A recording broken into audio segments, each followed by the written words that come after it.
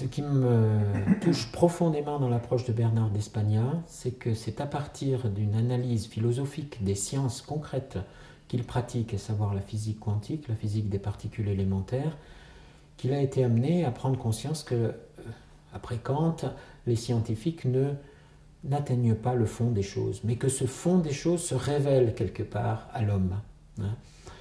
Et en même temps, lui est toujours au-delà. Et il creuse ce fond des choses, et il va loin, parce que pour lui, ce fond des choses, il parle de l'appel de l'être, il met un grand E au mot être, en ayant bien conscience qu'il entre là dans un terrain qui est tout à fait au-delà des sciences et qui n'est plus sur le terrain scientifique. Mais c'est à partir de son questionnement de scientifique qu'il est amené, en distinguant bien les domaines, à s'ouvrir à ces appels de l'être et à cette source. Je crois que le mot source est un mot biblique et c'est un mot dans beaucoup de religions d'ailleurs. Voilà.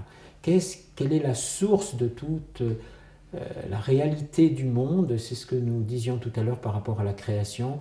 La création, c'est un souffle dans la vision biblique, c'est-à-dire une source, et une source d'énergie aussi.